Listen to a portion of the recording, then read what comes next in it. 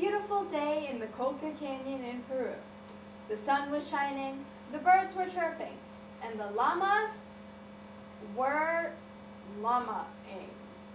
One of those friendly llamas walked up to me, and as we had a heartfelt staring contest, my friends warned me. "You're asking for it, Leela. He is definitely gonna spit on you." Nah, I thought he wouldn't do that. Well, I was right. I got a swift llama hoof to the gut instead. I bolted back to my hotel and swore to myself that I would spend the rest of my trip watching America's Next Top Model with my new best friend, Nacho Cheese Doritos. There was no way I was going out into the open again. It was just way too risky. But my friends returned later that morning telling tales of incredible sights and adventures, and I started to wonder, how do I get this cheesy powder off my fingers? And why did I let one moody llama keep me from joining in on the fun? It seems I was briefly one of those who become a slave to being safe. You see, often when we travel, we immediately re-immerse ourselves in the familiar, gaining little from the cultures we could be learning from. And this isn't just about exotic travels either. Whether we travel away from our home or our country, the August 6, 2008 New York Times contends that we hardly ever leave our comfort zone, leaving us blissfully ignorant of the many cultures that enrich our world. So why does this even matter? Well, we live in an increasingly interconnected world today. Something that happens in China could affect what happens in your very own backyard. Traveling is often the best way for us to really understand and appreciate our world. We need to step off this beaten path and really see where we are when we do travel. So first we will peek into some causes of why we are so cautious while traveling, then venture out into some effects, and finally discover solutions so we can start making the most of our journeys and hopefully avoid getting attacked by kicking llamas. So let's hit the road. It's scary going to a foreign location. They are, after all, called foreign for a reason. The language is unknown. There's crime, unwashed vegetables, dirty water, swine flu. However, a 2005 Oxford University study shows that we are way too worried about injury and illnesses. According to the study, only 1 out of every 9 participants got sick or injured while traveling for extended periods of time. You could just as easily get sick while staying at home. But even if fear is the thing holding you back, let's face it, the familiar is way more comfortable. For many, the urge to go where no man has ever gone before is overrated. Why bother? And what if you accidentally order dog for dinner? Let's go where Uncle PJ and his family went last year. We know exactly what to expect there.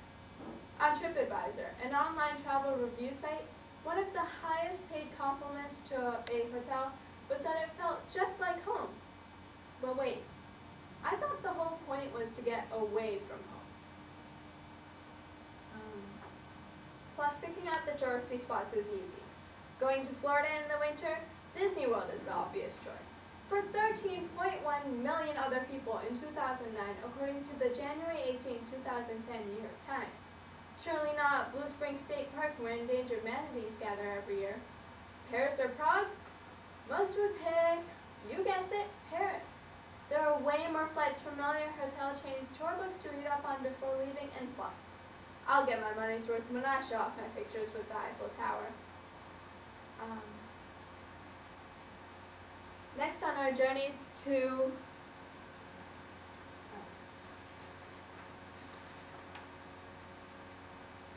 Next stop on our road to discovery. Next stop on our road to discovery, let's examine the effects of immersing ourselves in the cultures of our destinations.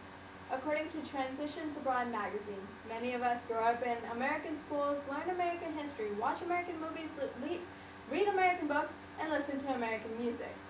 Traveling and immersing ourselves in different cultures can help us break out of this American bubble. Also, research from the Institute for the International Education of Students has shown that traveling and studying abroad can have strong positive long-term impacts on students. It has been shown to increase self-confidence, worldview, and even career choice. law professor and author Stanley Fish describes himself as a closed-minded traveler. He says he allows his discomfort to get the better of him, and he returns home with no new appreciation for different cultures. It's more than that, though. Limiting our experiences of a place to just its Eiffel Towers or Disney Worlds means that we will forever remain ignorant of what really makes those places tick. Also, when we do travel abroad, we have the opportunity to change how others think of Americans. The U.S. government calls this our strongest and most effective public diplomacy tools. But it's not all about the serious stuff.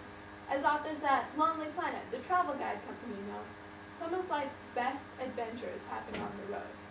Unexpected adventures, unintended detours, unidentifiable dinners, and unforgettable encounters. These experiences, the writers say, can give birth to some of our most profound lessons and memorable moments. Don George, author of By the Seat of My Pants, writes, "Traveling shows us not just about the corners of the world we didn't know existed, but also about the unknown, unexplored corners of ourselves." So what are some solutions? How can we start making the most of our travels and taking the literal road not taken? First, we need to do as author Bill Bryson did on his journeys through Europe. Just go. Don't take advantage of unexpected opportunities.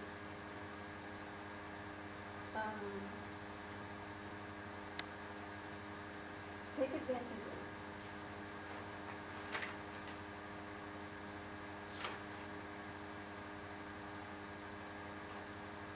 Don't overthink the itinerary. Oh, okay.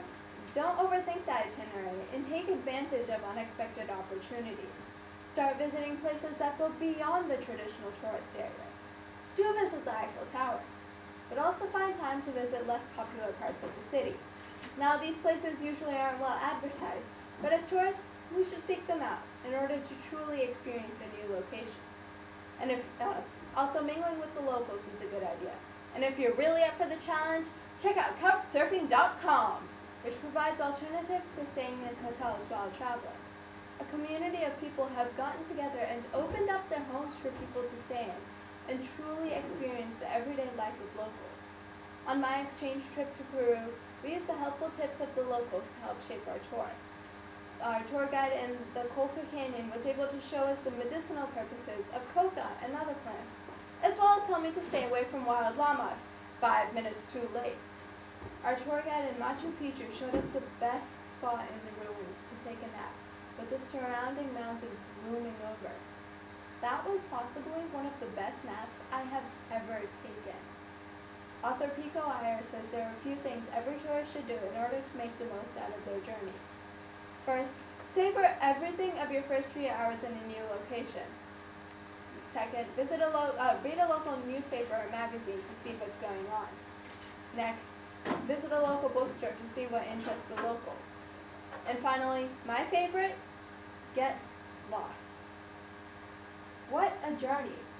Today we've discovered the causes of our cautiousness, looked at some effects, and finally discovered ways to say so long to the familiar comforts of home, and hello to new adventures while traveling.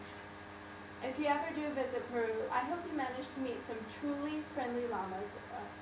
I hope you manage to meet some truly friendly llamas. Out of everything I did and saw there, guess which story I tell over and over and over again?